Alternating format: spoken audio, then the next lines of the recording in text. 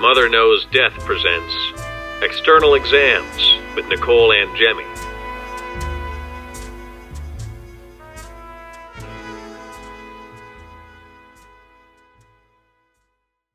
Hey everyone, welcome to Mother Knows Death. Back in February on Mother Knows Death, we talked about a man who was on death row who had the first nitrogen execution, and by all accounts, this execution was botched. It was described as a horror show that lasted 22 minutes. Apparently, he was trying to pull at his restraints and was shaking so bad that he fell off of the gurney, and he was visibly breathing for 9 to 10 minutes before he looked like he wasn't suffering any longer.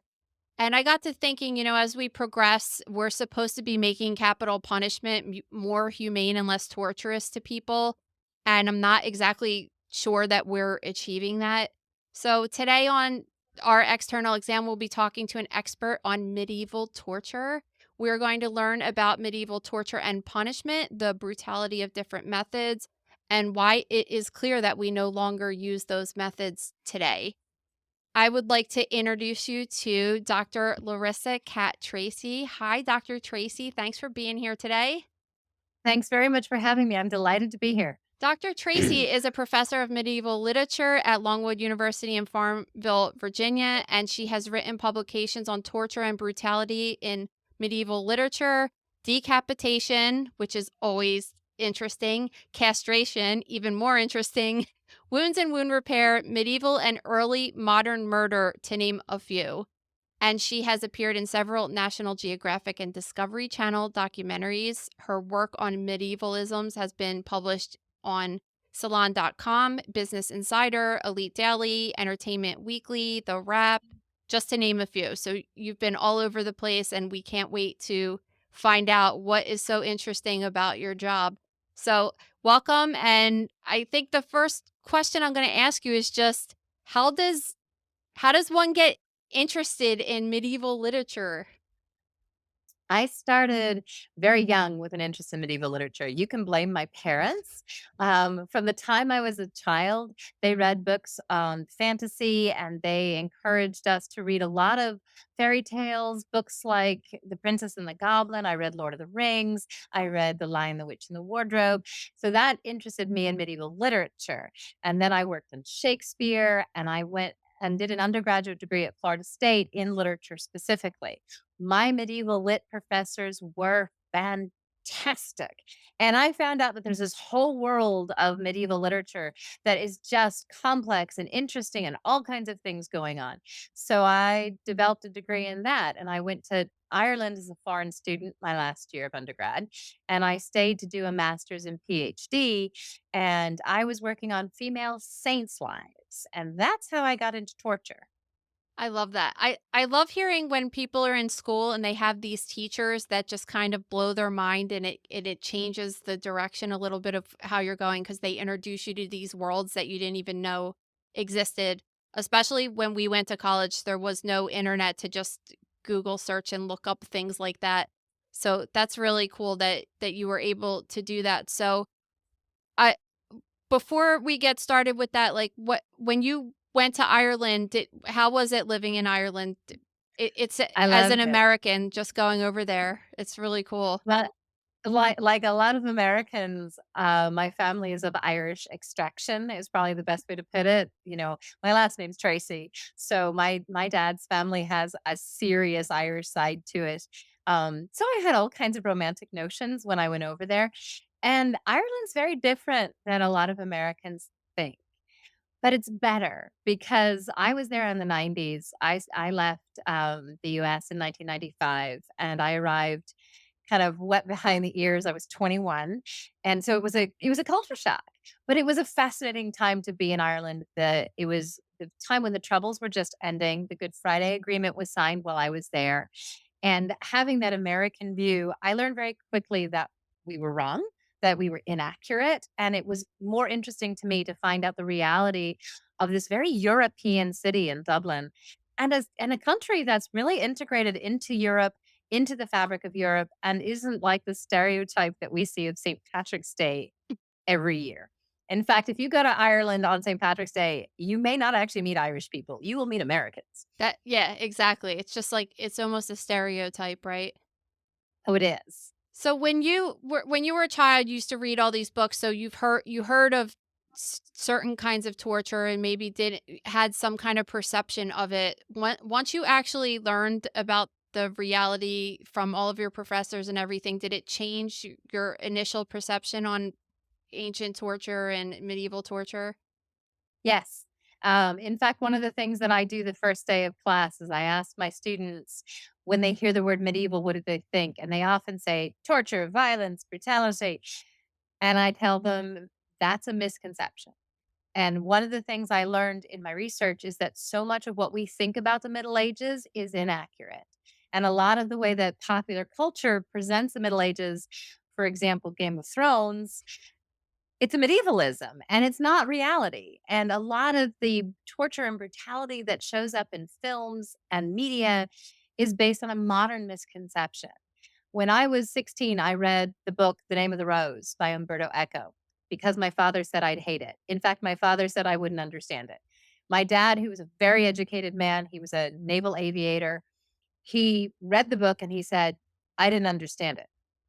So I don't think you'll understand it. So you can read it, but I don't think you're going to understand it. I did. It's a murder mystery, but it's also set in the backdrop of the papal inquisition, the inquisitorial powers and process. Bernard Gui is tromping through Europe with a wagon full of torture implements, and he's really this scary figure. But the reality is very different. In fact, I use a quote from Umberto Eco's book at the beginning of every chapter of Torture and Brutality, because in many ways, Umberto Eco is still challenging modern misconceptions. And the more research I did, the more I found that what we think we know about medieval torture is actually a modern conception. That's interesting. That totally makes sense because we're just trying to think with our 2024 brains, Yep. and it's just that happens a lot with history, actually, that things were different in that time and everyone around you was thinking differently as well. What so what is the most can you give us some examples of some different kinds of torture that maybe familiar ones and unfamiliar ones to us that are interesting that you think our listeners will be kind of intrigued by? Well, this is part of the important distinction between torture and punishment in the Middle Ages, because torture was specifically designed to extract a confession before a trial, before a sentence. Punishment is what happens after you've been found guilty.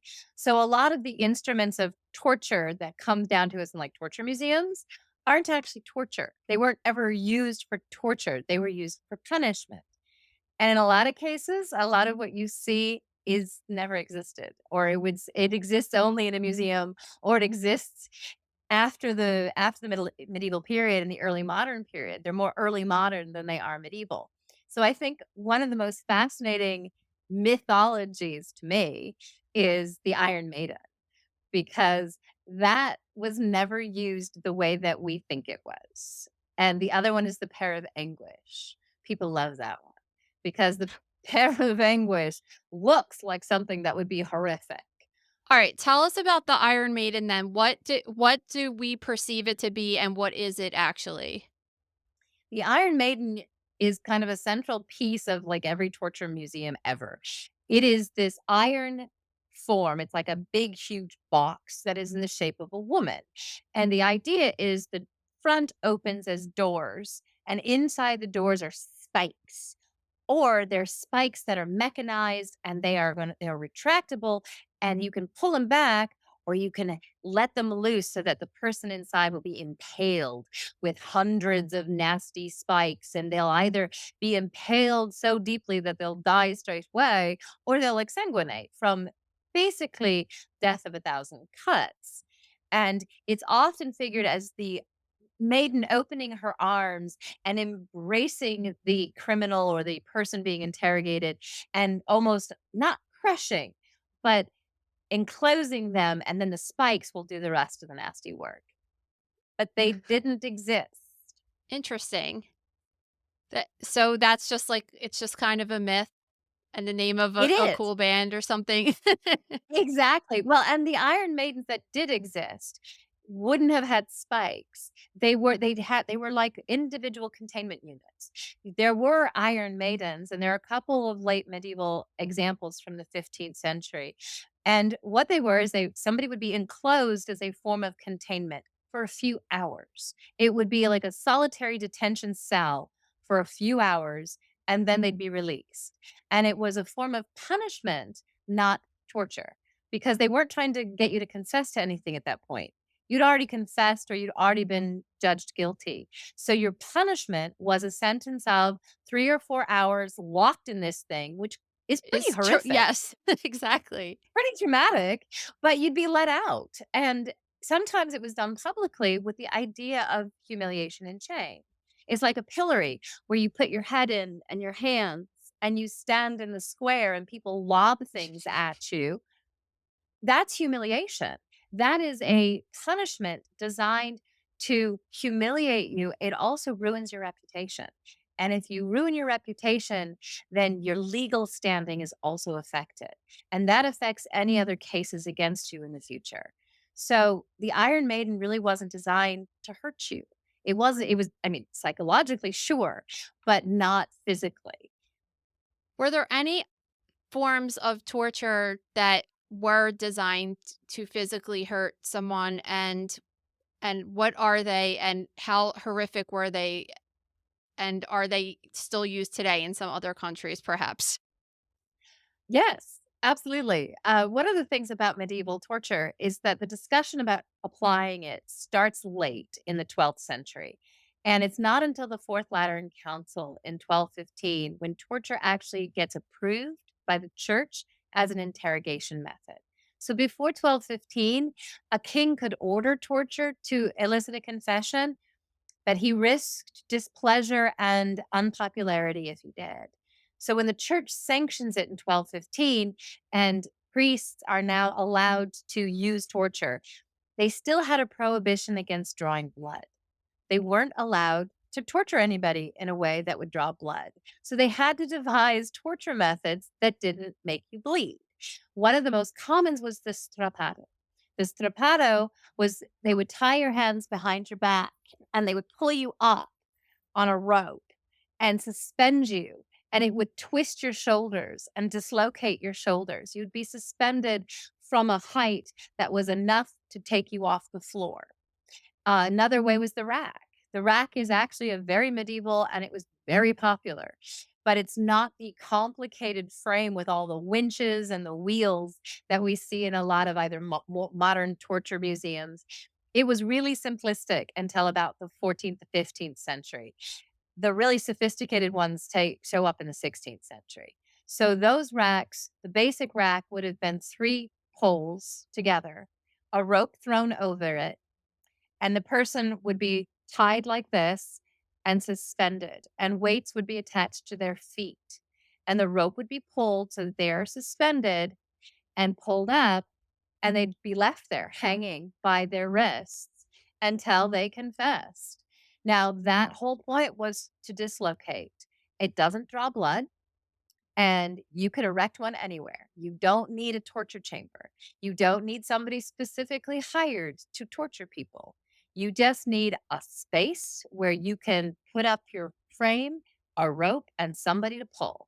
And depending on how long they could stand it, they could be there for hours. Now, once somebody confessed, you had to stop. That was the rule. And if you killed somebody in the act of torture, the judge became liable for that person's death. So torture is actually pretty regulated in the Middle Ages. Once it becomes part of the staple of canon law, there are rules, and they're very serious penalties if you breach those rules. That's real.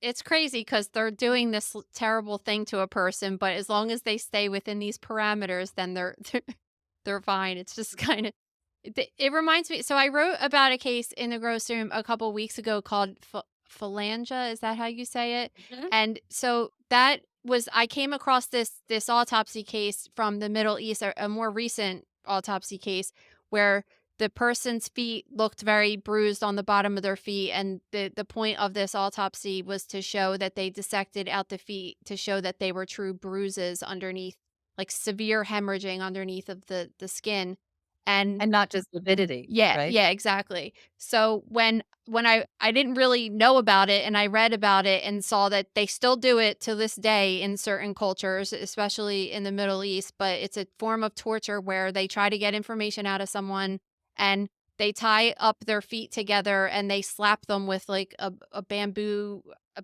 stick or something, a What? whip, something like that.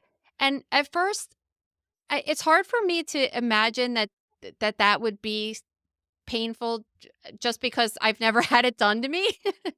But I think that it seemed from what I was reading, it's like one of the most painful forms of torture to it could cause all of this damage, and even if you do I mean, you would survive from it most of the time, but it could cause permanent foot damage, and I did come across some other articles written about people who had that and survived it, and they have permanent walking disabilities because of it. Yeah, that is a medieval torture. That was something that was done. It was also done as a means of eliciting confessions in very specific cases. It doesn't draw blood. I mean, if you can assault and beat the soles of the feet, it causes bruising, but it doesn't break the skin depending on what you use. And the whole point was to hobble people. I mean, and you're talking about agrarian cultures where people needed to be able to walk. They needed to be able to stand, and somebody could face serious and permanent disability at that point. They didn't only just beat them on the soles of their feet. Sometimes they would apply burning irons. They would apply hot irons because when you use a hot iron, it cauterizes the capillaries and you don't bleed. So, hot irons were actually a relatively common method of torture in the Middle Ages if it was legal to do it.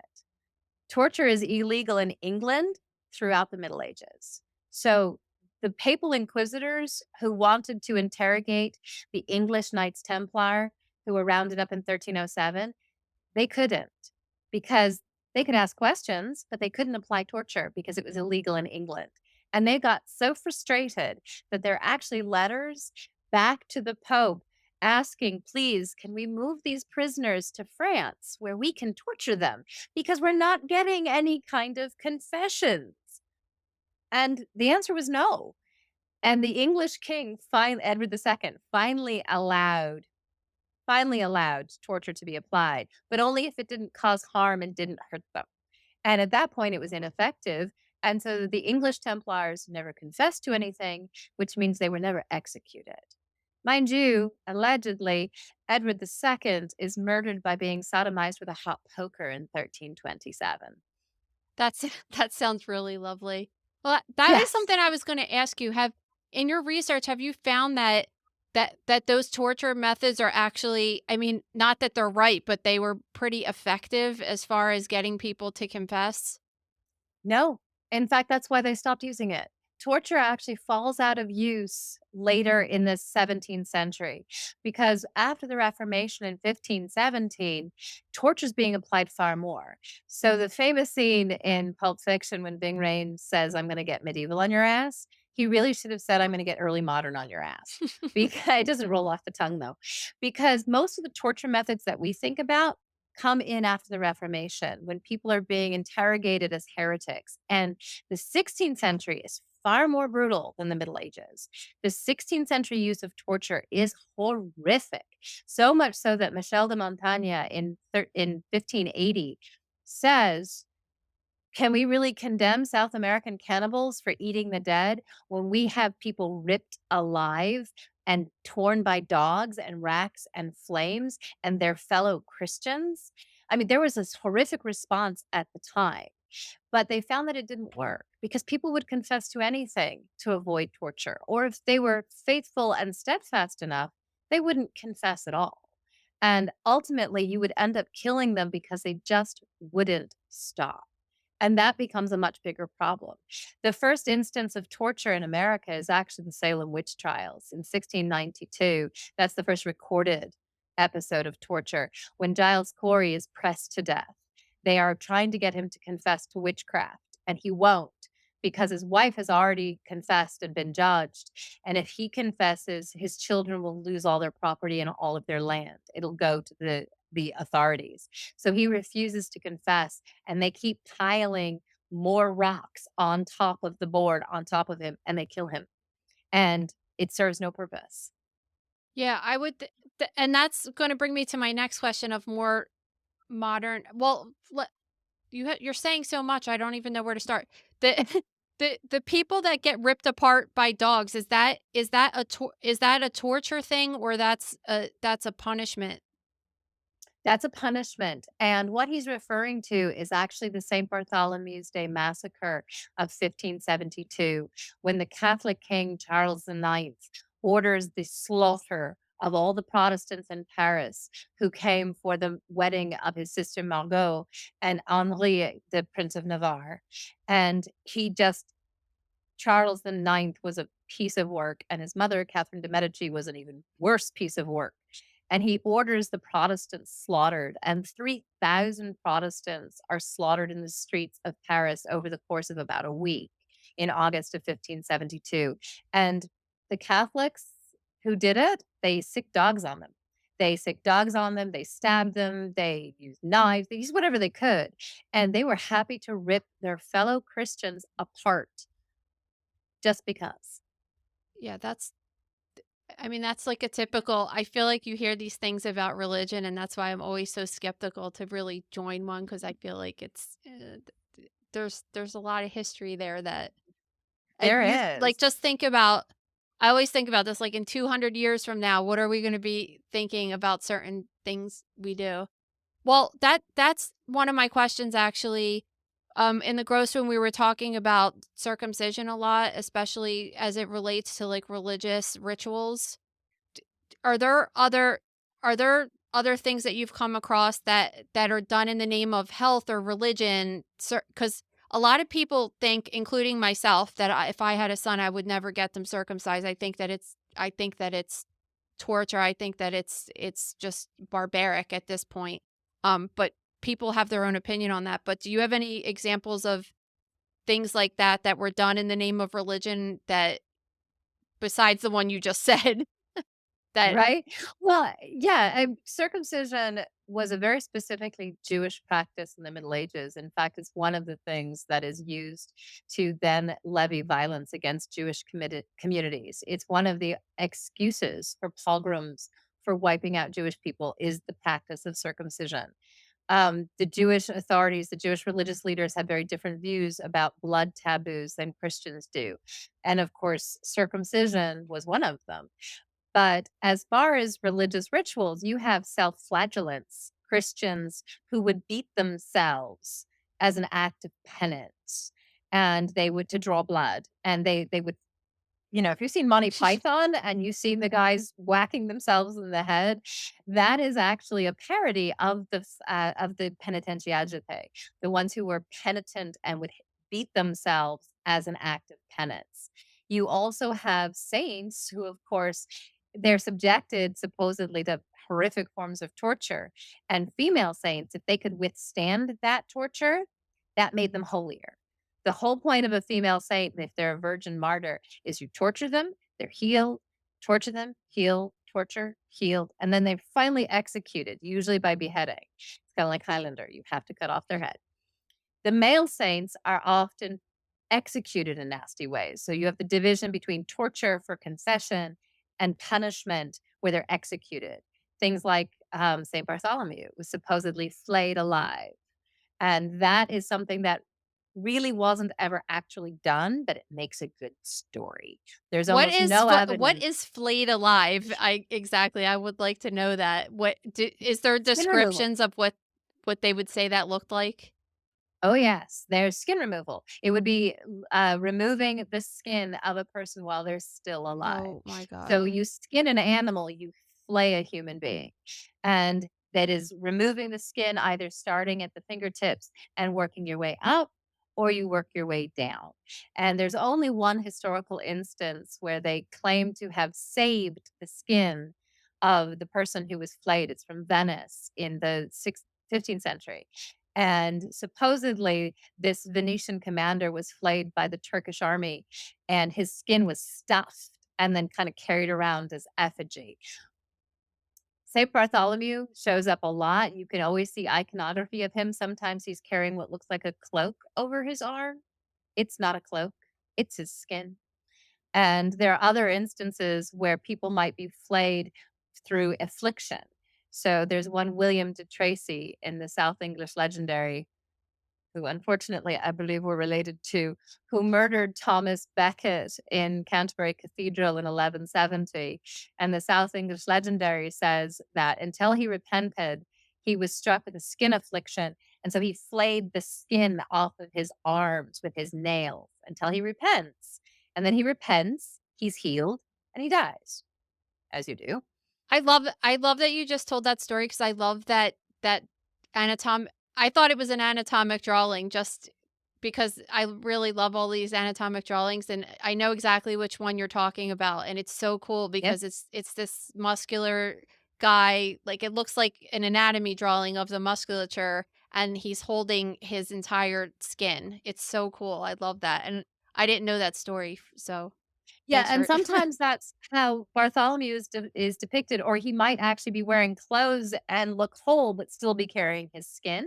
That image is an anatomical drawing. The one that you're talking about with the muscles and the skin, that's a 16th century anatomical drawing that's similar to the Wound Man. The Wound Man is fabulous. That's a drawing that has a male body with all the all the different that ways yeah, that he I've can be seen that. wounded. Yes, and, like a little snake on his ankle and arrows sticking out of his arm, and it was meant to show the different ways that the human body could be penetrated or afflicted, and it was used in medical practice.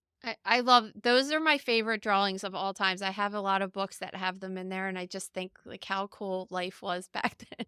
Well, I do. I just think it must have been so cool.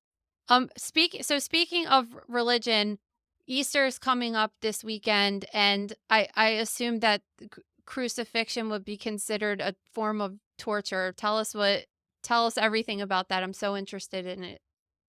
I like a good crucifixion, but a good crucifixion has to be done properly, and crucifixion actually wasn't torture, it was punishment. It is the judgment after, it's the sentence. Though, and this is gonna blow some people's minds, crucifixion wasn't always designed to kill you because they could take you down after about an hour. And of course, to crucify somebody, you need to do it between the radius and the ulna, right here. So all the Christian depictions of nails in the palms of your hands, it It would doesn't you work. wouldn't bleed out at all. Like, No. there's nothing there. It would take a very long time. Well, and not only that, but if you put somebody up the gravity of the body on the palms of the hands, it would just rip right through. And so if you were going to crucify somebody, you had to do it with the wrists. And you could take somebody down if you managed to miss the major veins, take somebody down in an hour. Now they're traumatized and it's horrific, but they are still alive. What kills Jesus is supposedly what kills him is the spirit of the side. That's actually the killing blow, is through the ribs is the spear to the side, and his heart is punctured, and that was because it can take you hours to die through crucifixion because your body, it's the gravity and the weight is crushing your lungs, you suffocate, and you have to be up there for hours before that happens. So if you wanted to publicly humiliate somebody and mark them because you'd have the scars, they'd know you were crucified for something, they could take you down in an hour and you could survive. And you only see that as a Roman form of punishment. It doesn't happen anywhere else really, and it's the Romans who perfected that one. I so we're planning planning on doing a high profile death dissection in the gross room on the crucifixion after Easter because I'm just really curious of the anatomy and the physiology of it. So that's cool that you shared some of that. I think I've been thinking about it for a while because if you hit the radial artery with a nail, it would almost it's almost like do you ever see if you get, like, a nail in your tire or something, a lot of air like, some air gets out, but not a lot until you pull the nail out, and then it would be like that, and if you missed the artery completely and just hit the vein, it would just be even a slower bleed, but the further away from your heart the blood vessels get smaller and smaller, the injury would just bleed less and less, or less likely to kill you, as opposed to like your carotid artery getting sliced, you could die quickly with that. So Right. Well, and also in crucifixion, think about the fact that his hands are over his head because at the actual cross was not the cross that we think of like this. It was a cross like this. So far more common is this kind of cross. So someone's hands are extended over their head. So the blood flow isn't going to go is going from their heart anyway. So, if somebody's wrists are cut, you put their hands over their head so they don't bleed out. So you're absolutely right. Bleeding out from crucifixion was unlikely. The cause of death, and you would know this more than I, but the cause of death is the suffocation from the weight of the body crushing your lungs. this this is also brings up an interesting point, because if you would bring someone in this case to the hospital, they would more than likely have ischemic limbs and require like bilateral arm amputations rather than bleeding out from it. So that's pretty interesting. Absolutely. Well, and it's the same thing with the distensions from torture with the strappado and the rack, is that, because you end up with those or injuries that can be debilitating. Somebody can survive, but then they're no longer a productive member of society. And in a lot of cases, you wanted to make sure that they would be a productive member of society. So even pre-Lateran 4, when you have mutilation tariffs where they cut off a hand if you're a thief, or they cut off an ear, or they clip your ears. That's usually the second, third, fourth time you've done it, the fourth offense. It's not the first thing they do because they want to make sure that people don't become a burden on their community because they can't work anymore. Is there so let's get into how this relates. Do you study what happens now in relation to what happened? So what, as far as torture goes, at least in America, we talked a little bit about the Middle East. They sometimes don't have as many rules as we do, but what torture methods are happening currently with the military or police that you could speak Well, of? according to President Obama in 2009, America does not torture, according to President Obama. President Trump wanted to bring it back and thought that it should happen absolutely, unequivocally. During the Bush administration, the torture that was used was largely psychological torture, sleep deprivation, sound bombardment, but also stress positions. And actually, that's a medieval form of torture, is a stress position.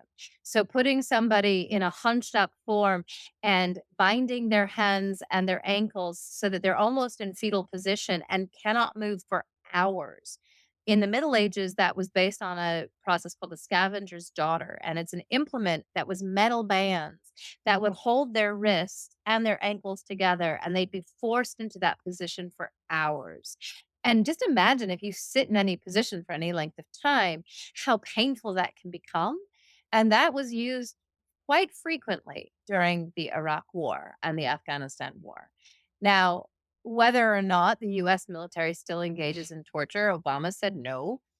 President Biden followed Obama. It's entirely likely that on non American soil, you have the process of rendition. It would not surprise me if there are people who are still tortured. Waterboarding was very popular. Waterboarding, of course, simulates drowning. In many respects, it doesn't even simulate it. You're kind of drowning and then you're released and drowning and released because the water is being poured over your face onto a cloth so you can't breathe. And waterboarding is very controversial. Any form of torture would be, but it was employed during the Iraq War and during Afghanistan and in the aftermath of 9/11. And it's possible that it still is being used by American authorities.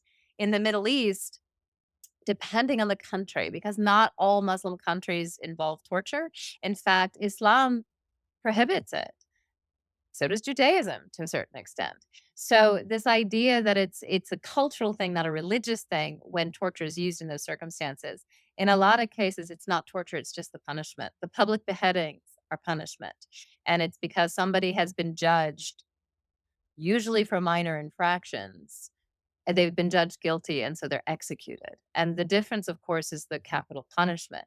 And honestly, beheading is a lot less horrifying than being executed with nitrogen. Well, that's what I was saying last week. I feel like if you just shot someone in the head, or there's a lot of different things you could do to kind of end it quickly. And Yeah. that's my next thing I want to talk about is I feel like it's 2024. This last execution happened and people are freaking out about it because this guy seemed to have suffered for so long before he died. But it was supposed to be done because it was more humane, but I don't know who they got that information from because it's an asphyxia death, like, it's not fun. I don't Who'd No, they no, ask not at about all. that?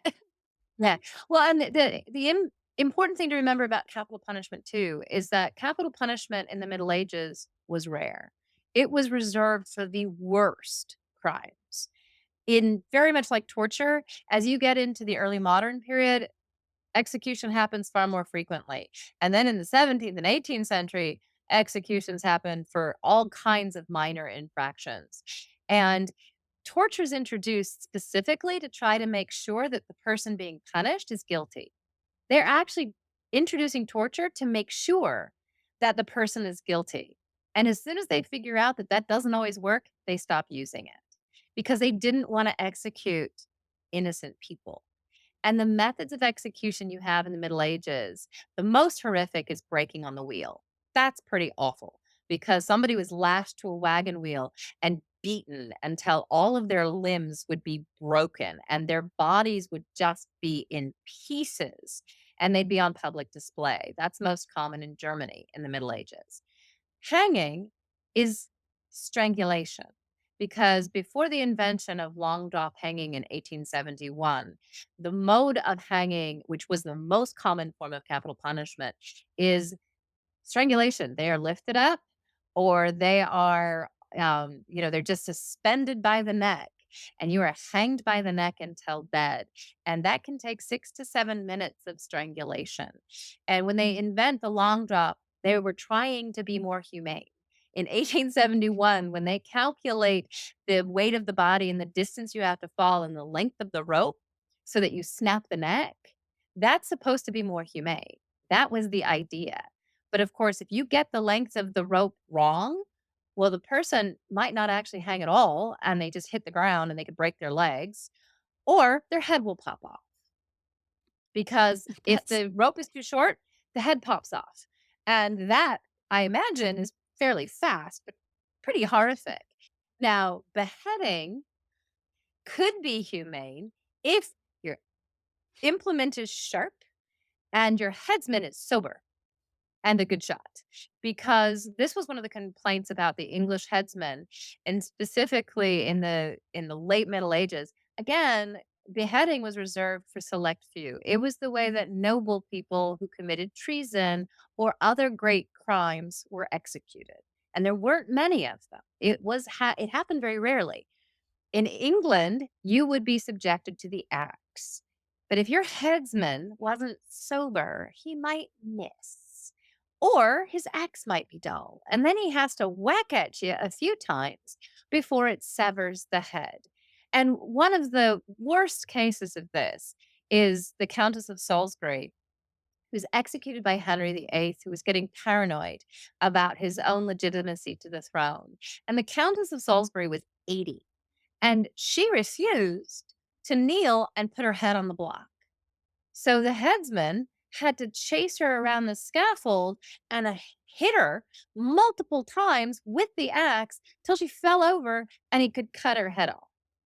Oh my Not god. humane at all. No. Anne Boleyn Anne Boleyn specifically asks to have a swordsman from Calais brought over because the sword was sharp and he was able to do it in such a way that she would have felt nothing.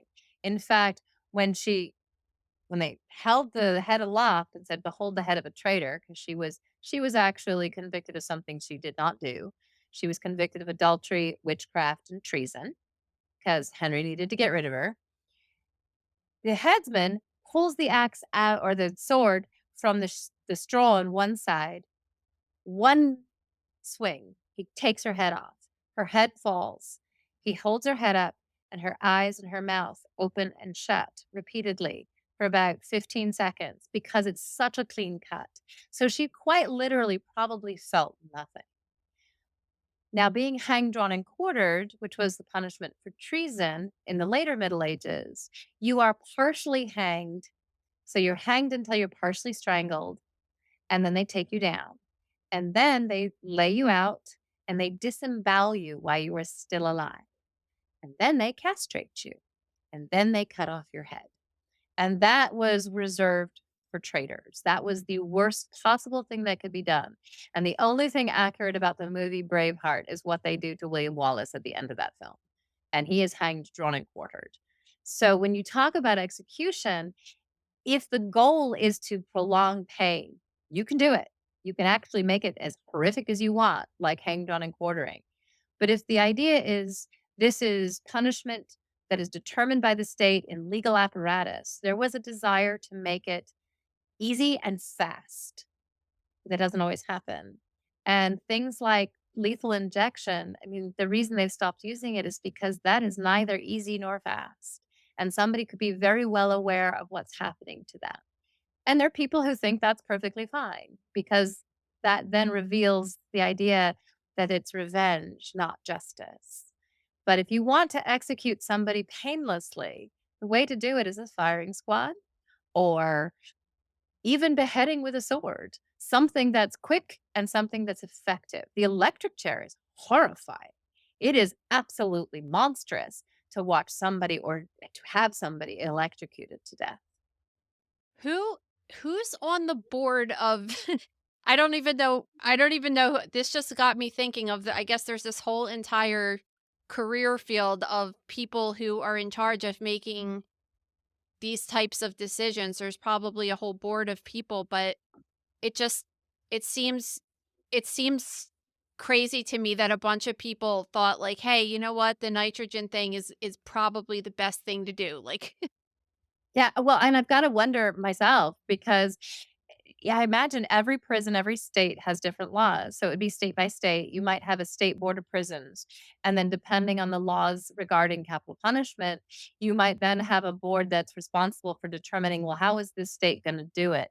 I think it's Utah that still allows hanging, or it might allow firing squad.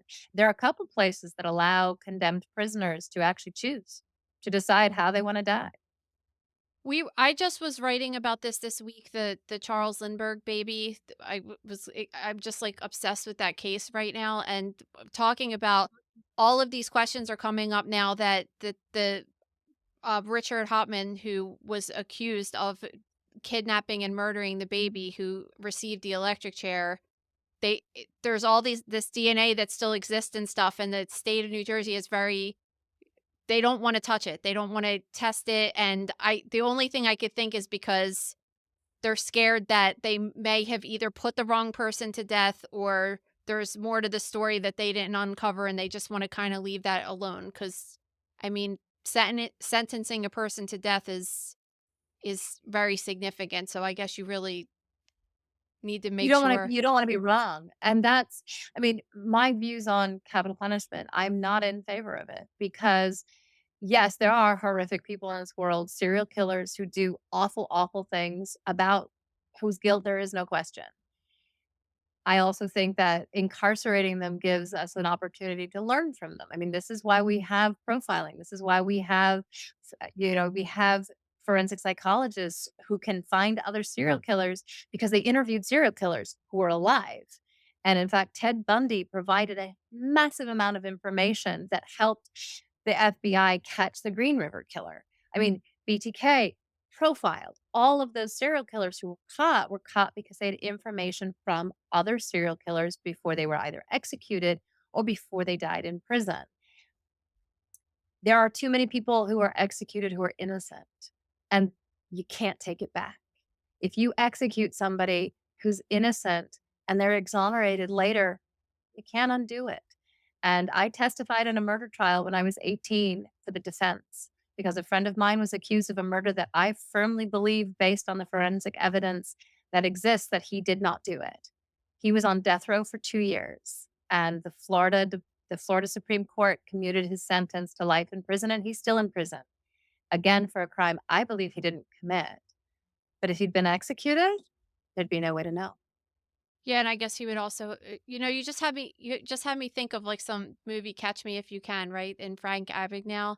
And I got to see a lecture with him and he was super cool, but he was I not he didn't murder anyone or do anything that horrific as far as that's concerned, but he was a criminal and then he was able to help investigators for years and years and years help find other people that were committing bank fraud and things like that. So I could see your point that it's that you would be against it because of that. I just can't help but think how I would feel if someone hurt one of my kids, especially. Like I mean, I guess I wouldn't be for capital punishment because I'd take care of it myself. I think. But Well, and that makes sense, and I completely understand the desire to execute people who do horrific things. The profiler who was one of the ground floor profilers for the BAU in his book Mindhunter, he talks about, um, being with John Glenn when they're doing Silence of the Lambs, and John Glenn was very opposed to the death penalty until John Douglas, played tapes of a murder in process, and you can hear that murder being committed. And he says, well, John Glenn or Scott Glenn changed his views. He heard these women being murdered, and he was so horrified. He's like, "That's it. I'm now in favor of the death penalty." I get that. I totally understand the desire to remove those people from the earth. I just don't know if we have a system that makes sure that it can be applied evenly and properly. And we still have a lot to learn from those people because, again, the same person who wrote Mindhunter used the interviews with those serial killers to then find and catch and stop other serial killers. yeah, I go back and forth. Like when you say that, I think okay, like I feel that way.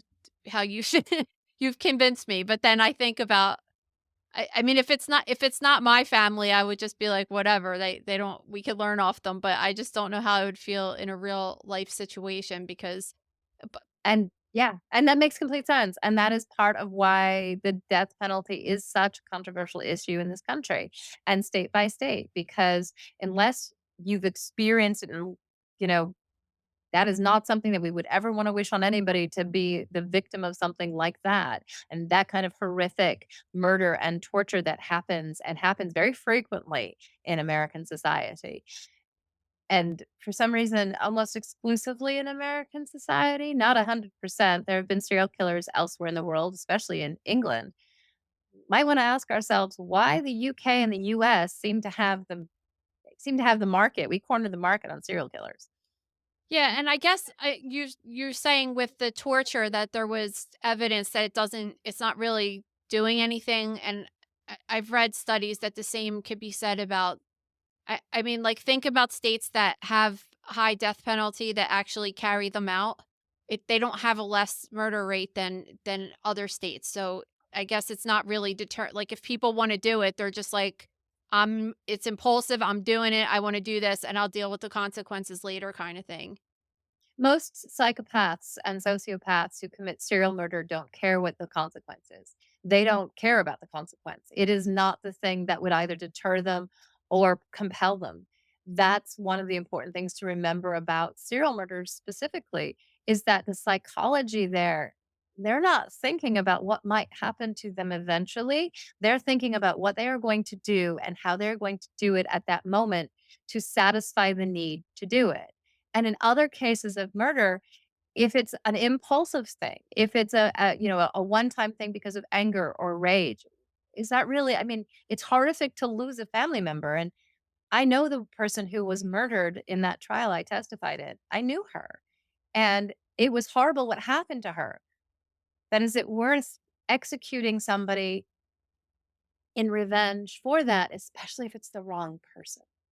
Yeah, I could see that. Yeah, because again, that loved one could be not just your child or your husband, wife, whatever that got murdered, but it also could be a person that's being accused and they're innocent. And you have to think of it from that perspective.